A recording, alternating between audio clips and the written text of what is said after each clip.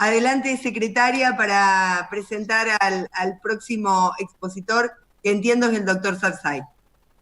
Sí, senadora, el próximo expositor es el doctor Sarsay, es abogado de la UBA, posgrado en la Universidad de Derecho de la Universidad de París, casa de estudios en la que se desempeñó como docente, es profesor titular de Derecho Constitucional en la UBA, profesor invitado en varias prestigiosas universidades extranjeras, director de carrera de posgrado especial de Derecho Constitucional de la UBA, presidente de la Asociación Argentina de Derecho Constitucional, presidente del Consejo Consultivo de la Fundación Ambiente y Recursos Naturales, vicepresidente del Instituto Iberoamericano de Derecho Constitucional, consultor de organismos internacionales como la ONU, el BID, el Banco Mundial, autor de numerosas obras y escritos jurídicos, y ha merecido importantes premios y condecoraciones y títulos. Bienvenido, doctor Sarsay.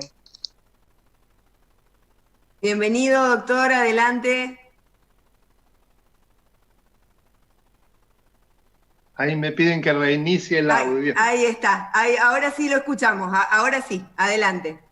Saludo a todos los legisladores presentes, agradezco la invitación y en mi presentación va a ser exclusivamente desde el ángulo constitucional, no me voy a meter con los números porque no es mi rubro. Y esta consideración me obliga a hacer una observación de lo ocurrido en la Argentina respecto de uno de los aspectos más importantes de la forma de gobierno, según lo establece el artículo 1 de la Constitución Nacional, que es precisamente el federalismo. Ese artículo habla de la forma representativa, republicana y federal que precisamente adopta la nación argentina. El federalismo en la Argentina ha sufrido un derrotero sumamente decadente, es decir, su devaluación no ha cesado a lo largo de los años, y probablemente una de las causas más fuertes fue el modo como a las provincias se les sustrajo sus competencias en materia de recursos, particularmente recursos impositivos, que como sabemos es la fuente más importante. De modo tal que la coparticipación implicó a partir de los años 40, 50, una suerte de compensación de lo sustraído por la nación en materia de impuestos desde 1930. En los hechos, esto había importado una reforma de la Constitución, valga la redundancia, de hecho, que importó una degradación sostenida del federalismo por el debilitamiento de las provincias ante la falta de recursos. La realidad es que la coparticipación es una de las consecuencias de la lamentada degradación acaecida a partir del 6 de septiembre de 1930, es decir, coincide la usurpación de recursos de las provincias de manera unilateral con la época, a mi modo de ver, de 1930. Esta es provocada porque la nación usurpa las facultades tributarias sobre impuestos directos que eran propios de las provincias, y en particular porque el poder de entonces había sido convalidado por una acordada de la Corte.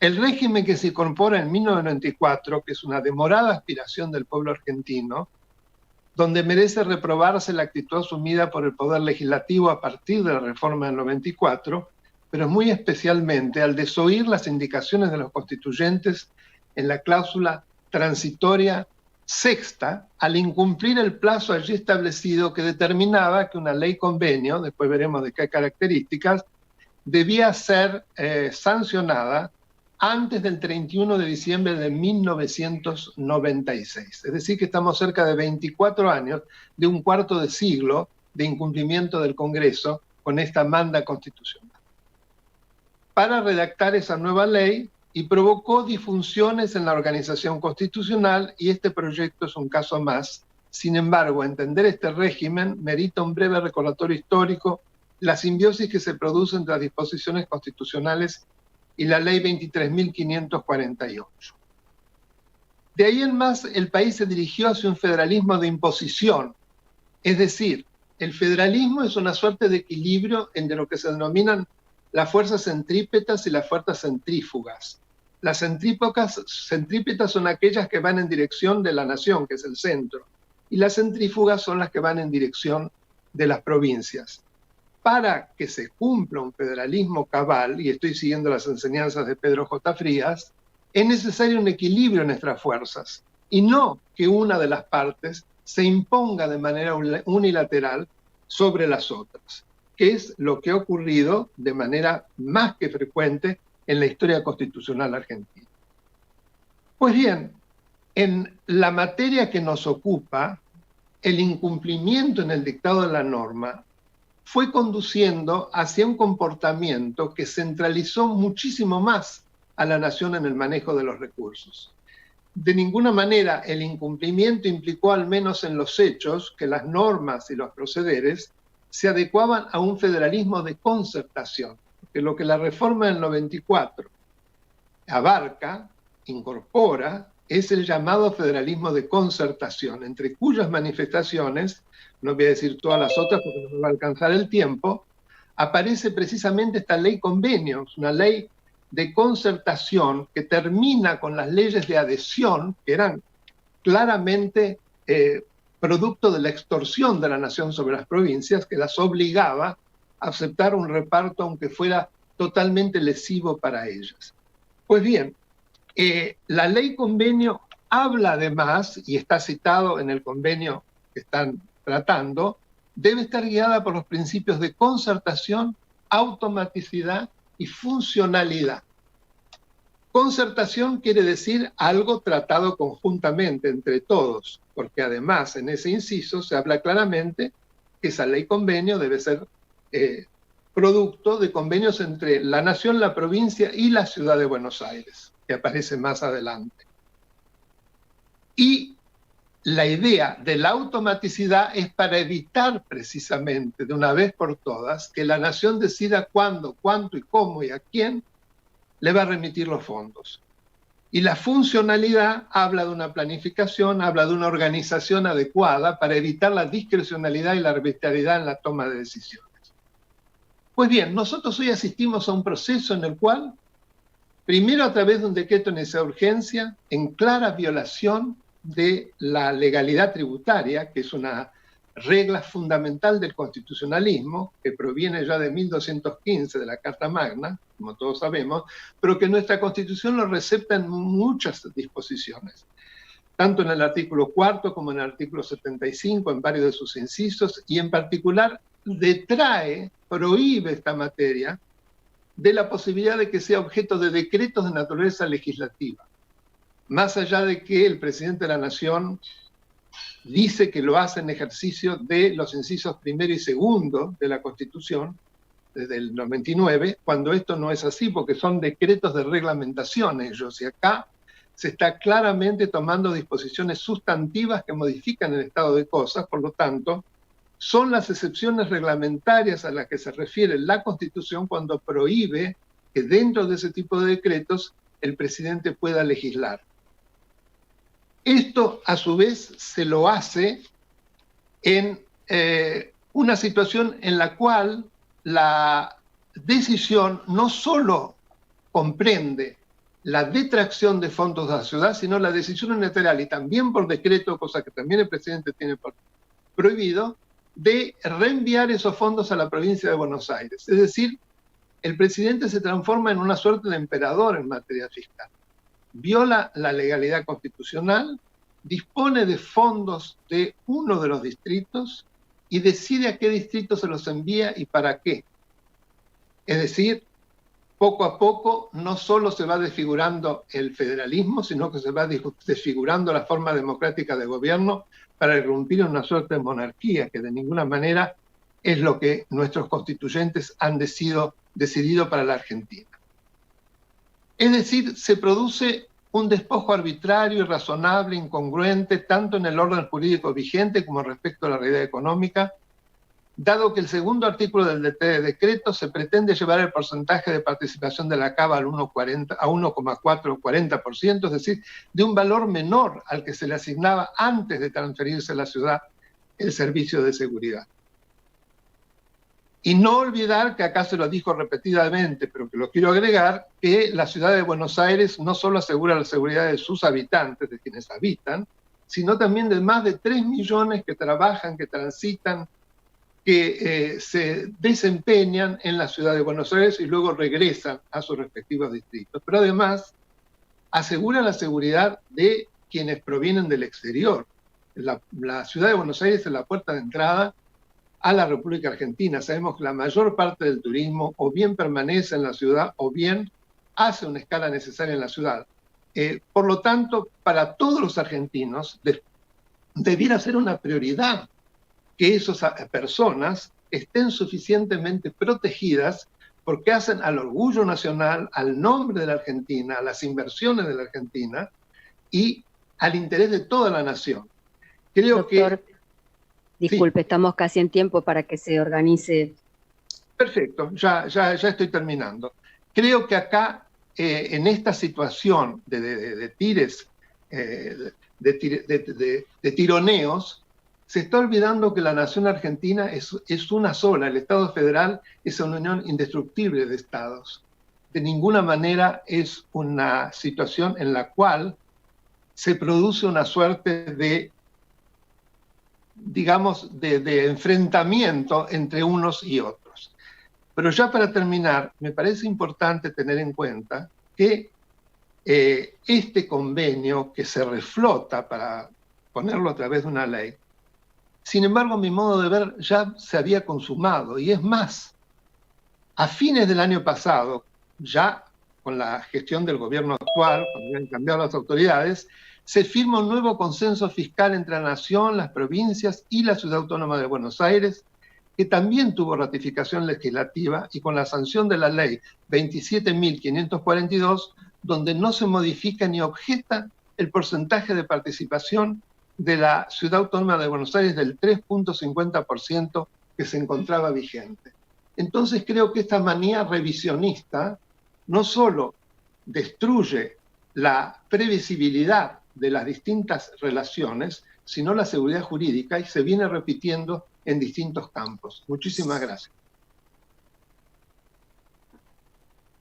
A usted, doctor. Tiene la palabra el senador Maurice Clos. Y muchas gracias, presidenta. ¿Me escucha bien? Sí, lo escucho bien, adelante. Doctor Sabzai, buenas tardes a todos los colegas, a quienes formamos parte de esta reunión.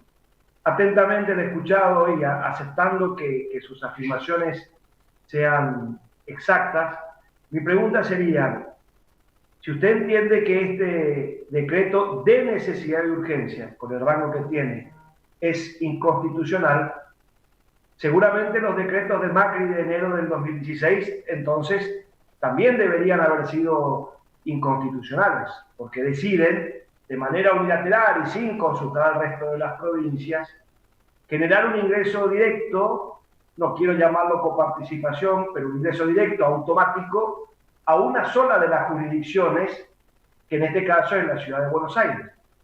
Y a todas luces, porque usted es conocedor de las realidades, de los números que acá se están debatiendo, si no le parece que además que a una sola jurisdicción se le incrementen los ingresos directos en un 170% de un día para el otro, y al resto nada, solo a uno un 170%, no estaría en una directa colisión, además, con el artículo 28 de nuestra Constitución Nacional. Digo porque es un privilegio claro, evidente, contra el principio de igualdad de las jurisdicciones, del federalismo que usted bien defiende. Así que quisiera saber eso, si no le parece que ha sido claramente inconstitucional el decreto de Macri de enero del 2016, y si no le parece que por una asignación directa específica a una sola jurisdicción se le aumente el 170%, también no colisiona con los principios básicos de nuestra Constitución y nuestro federalismo. Gracias. Tiene la palabra la senadora Nancy González. Gracias, señora presidenta. Gracias al expositor. No, la verdad que levanté la mano porque le quería hacer la misma pregunta al doctor Sabzai que hizo Mauricio, a ver qué diferencia encuentra él entre un decreto dictado en el 2016 y el decreto que dicta el presidente actual, que luego lo transforma en ley y lo estamos debatiendo en este momento en la Cámara de Senadores a ver cuál es la diferencia de inconstitucionalidad entre uno y otro decreto. También el de enero del 2016 debería ser inconstitucional, como dice usted. Gracias. Gracias, senadora. Tiene la palabra el senador Bereltinec.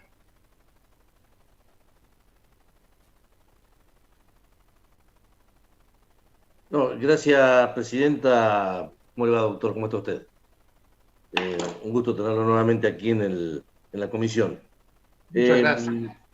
La pregunta a título aclaratorio, que tiene que ver con la pregunta de mis dos colegas anteriormente. Tenemos un hecho más allá de las consideraciones políticas, económicas, etcétera, etcétera. La pregunta es la siguiente. Nosotros tenemos un decreto del presidente Macri que eleva el porcentaje de coparticipación de la Ciudad Autónoma de Buenos Aires de 1,40 a 3,75. Y tenemos del presidente Alberto Fernández otro decreto. Nosotros no tenemos en el Congreso un decreto de necesidad de urgencia, como usted planteaba, para arrogándose facultades que no tiene. Lo que hay son dos decretos simples. El decreto del presidente Macri, donde eleva de 1,40 a 3,75, y ahora tenemos un decreto simple que garantiza los fondos a partir del acuerdo que estamos tratando.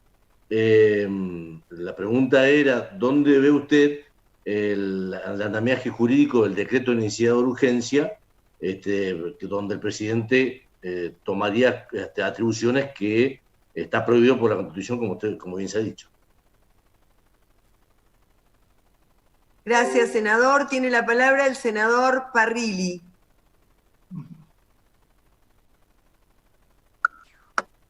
Gracias, presidenta. No voy a hacer una pregunta, sino simplemente hacer una acotación y manifestar mi desagrado por dos expresiones del doctor Sabzai, que supongo que habrá sido a lo mejor en el desarrollo de la exposición, y manifestar mi profundo desagrado con estas expresiones, porque acusó al presidente de la Nación de ser monarca y acusó también de ser antidemocrático. Me parece que él está siendo invitado hoy a una comisión del Senado, está en el Parlamento, está en el Congreso, estamos debatiendo leyes, todos se pueden expresar, y me parece de muy mal gusto que un invitado venga a expresar estas manifestaciones aquí en este recinto. Así que obviamente que no coincido con sus manifestaciones, pero no viene al caso eso. Obviamente respeto sus opiniones diversas, pero lo que me parece una exageración por parte de su oposición es haber tratado de monarca y de antidemocrático al presidente de la Nación. Gracias, presidente. Gracias, senador. Doctor Sabzai tiene la palabra. Vamos a ir formulando de a 4 preguntas como hicimos antes. Adelante, por favor. Pues, para hacerle una pregunta. Sí, esperen, aguarden un segundo. Vamos a seguir con la misma metodología. Contesta este bloque de 4 preguntas y luego les otorgo la palabra a quienes me han pedido la palabra, senador. Gracias. Adelante, doctor. Perfecto, senadora. En primer lugar, le respondo al senador Parrilli, que insiste en criticar a un invitado por cuestiones que a él no le gustan o le parecen que están mal dichas, es decir, una modalidad de maltrato. Yo le repito, yo sé que quien es maltratado, maltrata, pero a mí no me maltrata nadie, ni siquiera quien está haciendo abuso de posición dominante. Se lo dije la vez pasada y se lo vuelvo a repetir. Es una muy mala costumbre la que usted hace, sobre todo con un invitado, porque creo que soy invitado por toda la comisión. Así que no le voy a permitir que usted me trate de ese modo. Usted aproveche de su posición para tratar de precisamente desprestigiarme, hablar mal de mí, desagradarse si dije algo bien o algo mal. Usted tendría que contraargumentar o pedir aclaraciones, pero no lo que usted está haciendo, porque no me va a maltratar a mí. Respecto de las otras preguntas, yo simplemente hago la siguiente reflexión. Aquí nos citaron para hablar del gobierno del presidente Macri o para hablar de lo que se está haciendo en la actualidad. No obstante lo cual, digo lo siguiente, lo que se hubiera mal hecho en el pasado no habilita a seguir haciendo mal. Al contrario, hay que hacerlo conforme a lo que la Constitución dice. Y si la justificación es que como se hizo antes mal, podemos hacer lo que se nos da la gana, esto está avalando lo que yo expresé, que efectivamente se está haciendo mal. Y yo quiero recordar que todas las veces que el expresidente abusó en la utilización de su facultad de dictado de decretos de contenido legislativo, que eso es lo que prohíbe la Constitución, siempre lo critiqué, no tienen más que ir al archivo. Así que terminemos con esta suerte de idas y vueltas, de qué dije, qué no dije, qué pienso. Esta es mi posición al respecto y muchas gracias. Gracias, doctor. Tiene la palabra el senador Recalde. Muchas gracias, señora presidenta. Bienvenido al invitado en su carácter de constitucionalista. Más allá de las diferencias de opinión que podamos tener, le respeto sus conocimientos y por eso quiero hacerle algunas preguntas. En primer lugar, tratándose en este caso de la discusión sobre la transferencia de competencias, servicios o funciones de la Nación a una jurisdicción, el artículo 75, inciso 2, dice que no habrá transferencia de competencias, servicios o funciones sin la respectiva reasignación de recursos aprobada por ley del Congreso cuando correspondiere. La primera pregunta es, ¿usted considera que la reasignación de recursos, en este caso de la transferencia de la Policía Federal a la ciudad, corresponde que sea por ley del Congreso? Primera pregunta. Segunda pregunta, esa reasignación de recursos, ¿usted considera que está reglada en la Constitución Nacional y que se establece un mecanismo de cómo se calcula? Porque ahora estamos discutiendo de la sintonía fina de qué porcentaje de actualización, qué cantidad de efectivo, qué se calcula en los recursos que deben trasladarse a la ciudad y cuál es el valor, si por meses. La pregunta es, ¿esta reasignación de recursos está reglada en alguna norma o es en definitiva una decisión política que corresponde al Congreso discutir y definir de acuerdo con las reglas de la democracia? Lo mismo le pregunto respecto de cómo se paga, porque estamos discutiendo acá en el Congreso si debe ser automática, debe ser mensual, si debe incluirse en el presupuesto. Le pregunto concretamente si la Constitución alguna norma establece o regla de qué manera debe pagarse y cómo se calcula. Esto por un lado. Y por otro lado, en función de una afirmación que usted hizo, lo de la monarquía también creo que ha sido una metáfora que no me parece que el envío de una ley, no comparto también esa afirmación, pero después usted afirmó sobre el turismo y las necesidades de priorizar la seguridad en la ciudad de Buenos Aires por sobre otras provincias en función del turismo que entra fundamentalmente, la verdad que no solamente, pero según usted, fundamentalmente en la ciudad. Digo, en alguna parte de la Constitución Nacional, ¿está avalada esa afirmación que usted hizo o es una opinión suya? Son esas preguntas, nada más y muchas gracias. Gracias, senador. Tiene la palabra el senador Martín Lustó.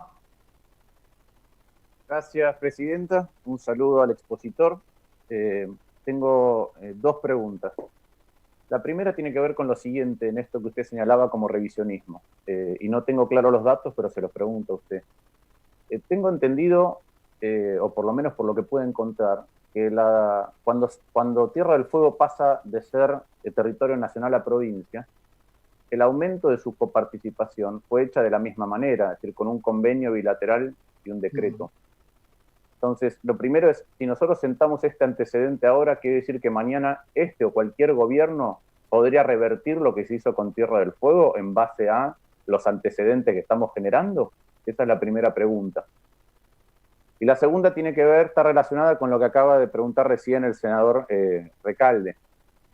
que el 75.2 lo que dice es no habrá transferencia de competencias, servicios o funciones sin la respectiva reasignación de recursos, ¿sí? Después, si requiere o no ley, es la pregunta que él le hizo. Pero reasignación de recursos yo entiendo que es entre el gobierno nacional y una jurisdicción. Entonces la pregunta es si los recursos, en lugar de ser transferidos directamente a la provincia, siguen estando en el presupuesto nacional y se pagan desde el presupuesto nacional, si eso se considera constitucionalmente una reasignación de recursos de la nación a la provincia, o en este caso a la ciudad de Buenos Aires. ¿Se entiende la pregunta? Sí, sí, es muy clara. Gracias. Gracias, senador. Tiene la palabra la senadora Giacopo. Sí, disculpe, señora presidenta, yo pedí la palabra apenas empezó la... Ah, pensé que había quedado del anterior uso de la palabra. Perfecto. Me aguarda, le doy a la senadora Giacopo. Sí, la tengo a usted y lo tengo al senador Bullrich también, que pensé que los dos habían quedado de la instancia anterior. Discúlpeme, senadora. Adelante, senadora Giacopo. Sí, gracias, presidenta. Mire, la pregunta que iba a hacer es la pregunta que acaba de efectuar el senador Lustó sobre el ámbito de si corresponde o podría pasar que luego esto se replique en la provincia de Tierra del Fuego. Esa era la pregunta, pero aprovecho el espacio para disculparme en nombre propio y de aquellos senadores a los cuales conozco que puedan haberse solidarizado por el mal momento que pasó en reiteradas oportunidades en este cuerpo con no permitir que usted tenga una postura y emita una opinión sin considerarse de que usted debía opinar conforme a lo que piensan algunos de mis pares. Le pido en nombre propio y en nombre de mis colegas, a los cuales sé que opinan igual, las disculpas, porque a veces también el idioma gestual dice mucho. Así es que esta es una sala donde la señora presidenta siempre garantizó el respeto, la tolerancia, y usted merece el mayor de los respetos. Así es que lo saludo y le agradezco su presencia, doctor Sapsay. Gracias, presidenta. Gracias, senadora. Vamos a hacer la última pregunta antes de que conteste el doctor Sapsay. Senadora Tagliaferri, por favor. Muchas gracias, señora presidenta.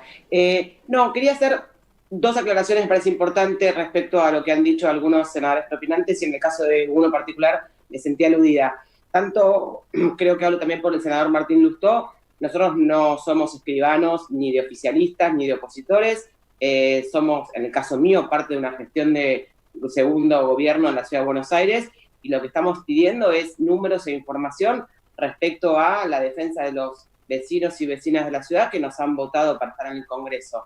No somos escribanos ni de oficialismos ni de oposiciones.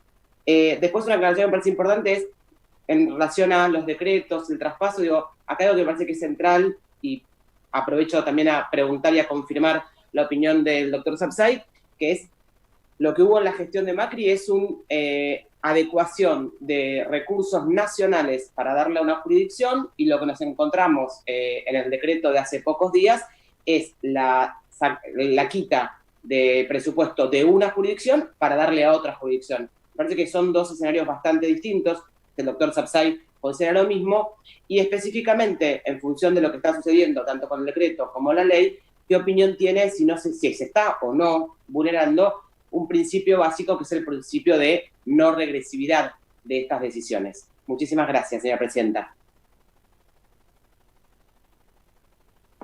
Gracias, senadora. Adelante, doctor Sapsay, con las respuestas. Muchas gracias, senadora. Respecto de las preguntas del senador Recalde, que fueron bastantes, yo sé que él es además constitucionalista, o ha enseñado o enseña Derecho Constitucional, así que se nota por las preguntas que domina el tema. Yo considero que todo lo relacionado con la temática de la distribución impositiva tiene que seguir necesariamente el principio de legalidad, pero a través de una técnica y de una modalidad de acuerdos. Lo que no se permite es la unilateralidad, porque es volver a un sistema que era el de las leyes de adhesión, que precisamente como fueron tan lesivas, y es muy interesante leer en el recinto de la Convención Constituyente el modo como se criticó esa modalidad, porque destruía y destruyó enormemente el federalismo. Y digo que a partir del no cumplimiento de la obligación del dictado de la Ley de Coparticipación Federal de Impuestos, lejos de haber llevado a cabo distintas iniciativas legislativas que reparaban el federalismo impositivo de imposición, valga la redundancia, se ha venido haciendo todo lo contrario, y que en este caso creo que se llega ya a una situación que rebalsa todo lo conocido.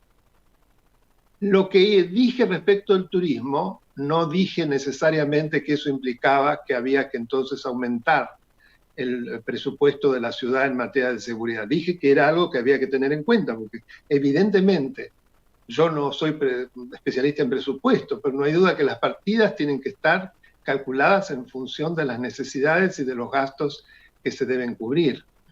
Porque no olvidemos que la temática de la seguridad es una temática también de derechos humanos, porque las personas, y eso está reconocido en foros internacionales, tenemos el derecho a la seguridad, porque el derecho a la seguridad está vinculado con otros, con el derecho a la vida, con el derecho a la integridad física. Lamentablemente lo estamos viendo a diario, cómo permea, cómo repercute cuando la seguridad o es insuficiente, o está mal calculada, o no se llevan a cabo políticas acordes, que esto se paga con vidas humanas.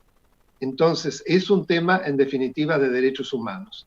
Así que por eso me preocupa muchísimo y hay que tener en cuenta todas las consideraciones. En las preguntas del senador Lustó, la primera, confirmo, efectivamente, el modo como se llevó a cabo esta cuestión en la provincia, la flamante, nueva, la última provincia, la de Tierra del Fuego, Atlántico, isla Antártida e isla del Atlántico Sur, fue exactamente del mismo modo, un convenio, y luego por decreto se iban disponiendo los fondos. No fue distinto a lo que ocurrió en la ciudad. Es un buen recordatorio, y coincido con la senadora Tagliaferri, que por lo tanto es muy diferente esos decretos, que por otro lado para mí fue todo eso absolutamente convalidado por la ley 27.542 de diciembre pasado, y por lo tanto, evidentemente, si nosotros nos ponemos a revisar, ¿por qué no revisar Tierra del Fuego? Y así sucesivamente. Nos transformaríamos en un país único, en donde ninguna decisión fuera jamás una decisión firme, porque es susceptible a través de cualquier procedimiento de ser revisada. La seguridad jurídica desaparece y por lo tanto se viola, senadora Tagliaferri, el principio de no regresividad.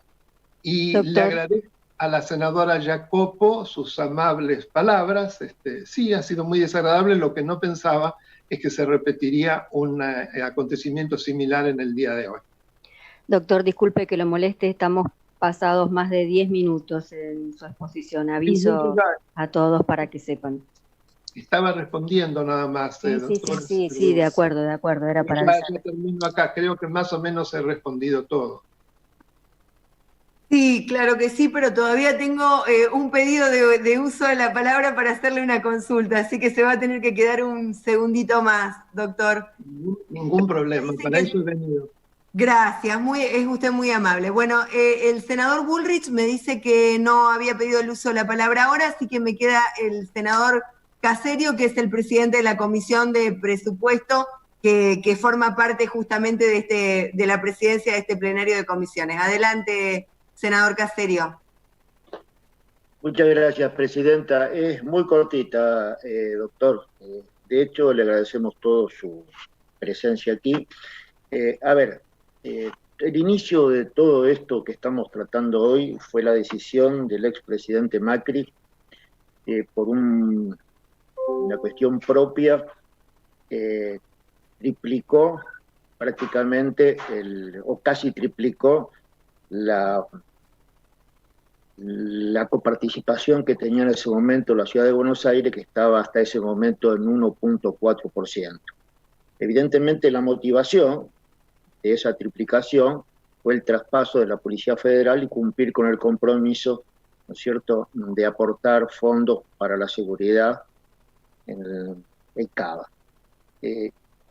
Todo eso después llevó de manifiesto todas las cosas que tenemos ahora, ¿no es cierto? Un convenio que nunca llegó a ser ley, una decisión por un decreto simple que quedó ahí y no se terminó de discutir, y que hace hoy que la discusión que tengamos sea un poco más compleja. Mi pregunta en este aspecto es muy simple. ¿Usted cree que en ese momento el presidente Macri cumplió con los preceptos constitucionales, que fue totalmente legítimo lo que hizo? ¿Cómo lo ve usted desde su apreciación como un constitucionalista avesado y respetado, por un lado? Por otro lado, yo escucho permanentemente que hoy en día la tendencia, inclusive la Convención de 1994 buscó un sistema de acuerdos, de consensos para que los conflictos tengan una solución. Pero muchas veces también pasa que esos acuerdos son muy difíciles de lograr porque las partes que de algún modo forman parte de ese acuerdo no se ponen de acuerdo, valga la redundancia. Entonces me da la impresión que cuando se toman decisiones, o por lo menos se manda un proyecto de ley al Congreso para decidir eso, el Congreso naturalmente debería laudar, y eso no rompería la voluntad de un acuerdo, porque no puede haber acuerdo si una de las partes no tienen voluntad o no se ponen de acuerdo.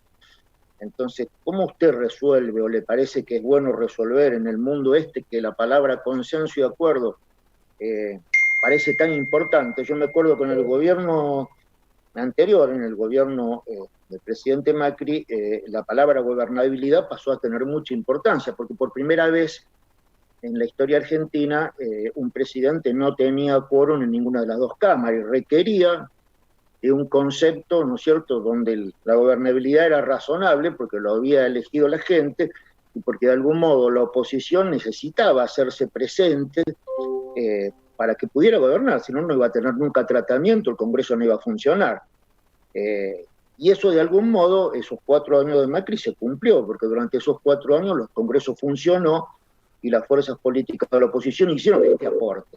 Eso no se está dando ahora, ¿no es cierto? Eso usted, desde su mirada constitucional, la falta de apego al debate, a no profundizar, a no sentarse y hacer que el Congreso no funcione, ¿le parece que es válida desde el aspecto constitucional o es reprochable? Nada más que eso. Muchas gracias. Perdón, Presidenta. Yo, para recordar que hay una pregunta que yo hice que no fue contestada, que tiene que ver con que si que los fondos sigan figurando en el presupuesto nacional es en cumplimiento del artículo 75, inciso 2. Gracias. Perfecto. Bueno, ahora en este bloque de respuestas el doctor Sapsay incluye la respuesta también al senador Lustó y al senador Caserio. Adelante, doctor. Gracias, senadora. Bueno, empiezo entonces por lo que me faltaba de la pregunta del senador Lustó. Yo entiendo que no. El hecho de que esté en el presupuesto quita precisamente las características de la ley de coparticipación federal, que es la automaticidad en la remisión de los fondos. Son dos cosas diferentes a mi modo de ver. Uno es el criterio en lo que significan los gastos del presupuesto nacional, y algo diferente es lo que implica la distribución impositiva entre en las distintas jurisdicciones, en las 23 provincias y la Ciudad Autónoma de Buenos Aires. Espero haber respondido, senador Lustó. Respecto de la pregunta, en realidad no es una pregunta, es una consideración. Senador Caserio, la verdad que yo no he venido acá para hacer toda una evaluación política que se basa en afirmaciones suyas que yo no las critico, pero que me parece que no me citaron para eso. A mí me citaron para hablar de este convenio y de las características y consecuencias constitucionales del mismo, no de cómo se llevaban a cabo las sesiones en los 4 años anteriores o qué es lo que pasa ahora en la relación entre el gobierno y la oposición. Me parece que es un terreno que además daría para mucha discusión, en la cual no quiero de ningún modo incluirme. Creo que hay que circunscribirse a aquello para lo cual me han citado, es como la competencia que tienen ustedes que me han dado en este momento, y no quiero de ningún modo salir de ese ámbito. Se lo digo respetuosamente, señor senador, como usted respetuosamente me trató.